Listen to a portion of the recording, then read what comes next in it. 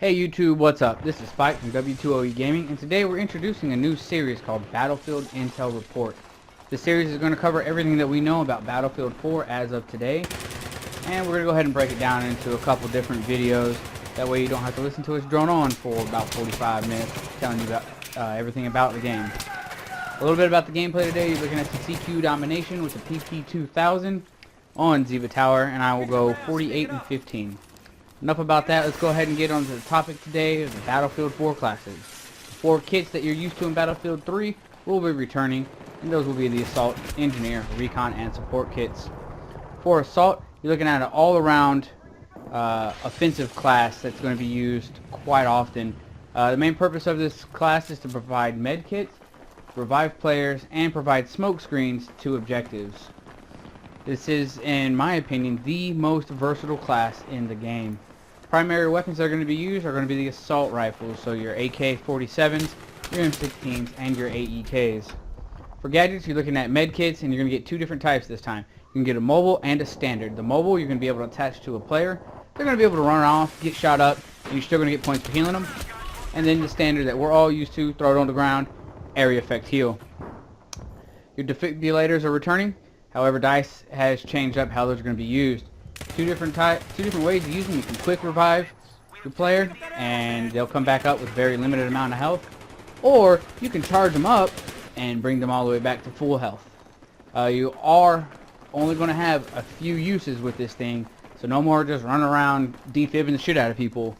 That's over with. You're only going to get a couple uses out of it. Next up, with the assault kit, you got the M320 grenade launcher. It's going to use shotgun shells, explosive rounds, and the smoke screen. Last but not least, you're looking at the M26 mask, which is basically a shotgun, and is going to use the shotgun shells.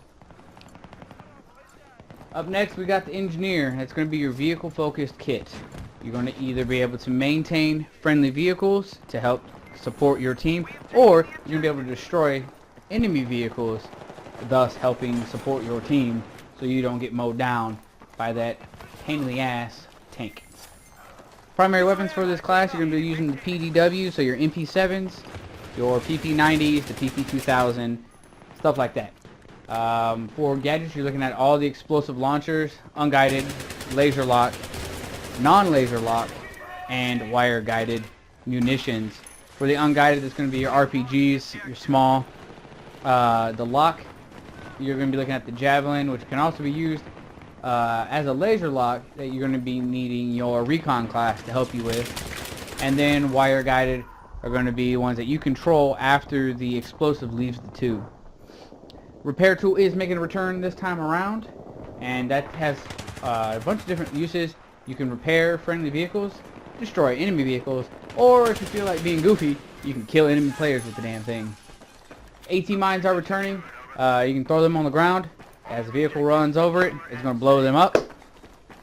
You have the EOD bot, which is a mobile repair tool, basically.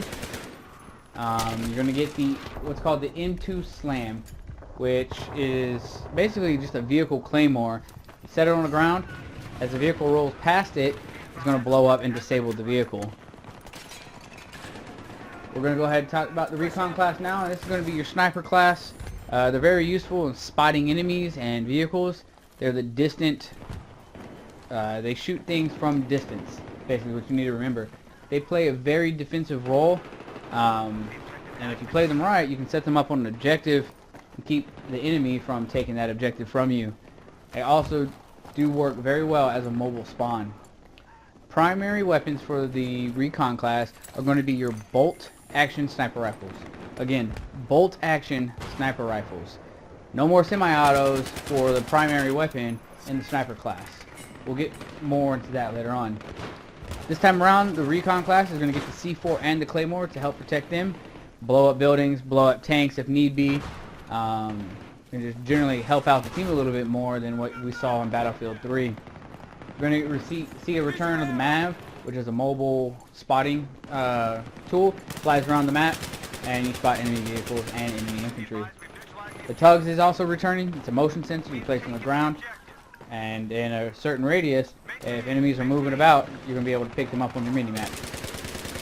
This time we're going to go ahead and see the motion sensor grenades. You're going to be able to equip 3 of these things. lob them wherever the hell you want, and anything moving in that radius is going to show up on your mini-map for you, and it's also going to spot them. The radio beacon is going to be your mobile spawn. This thing is extremely useful in objective-based game modes. The squad wipes, the recon player is up front with the mobile spawn. You'll be able to spawn a lot closer to the objective than you would back in your home base. Something new they're introducing is called the PLD, the Portable Laser Designator. Basically, this looks like a pair of binoculars. You can run around with them, spot enemy vehicles of your engineer class out when you laser them, so they can send up the laser-guided munition and take out that enemy vehicle. And then you will also see the return of the SOFLAM, which basically works the same way as the Portable Laser Designator. However, this one's not mobile. You set it on the ground and it automatically lasers targets for your engineer class. And the last class that we're going to talk about today is the support class. It's a very multi-purpose class, fantastic at suppression. They disperse ammo, and they have an offensive and defensive role. Primary weapons that you're going to be looking at in the support class are the LMGs. So your M60s, your PKPs, and your 249s. For gadgets, you're going to be looking at two different types of ammo, much like the two different types of medkits. You're looking at a mobile ammo pack, which you attach to a player.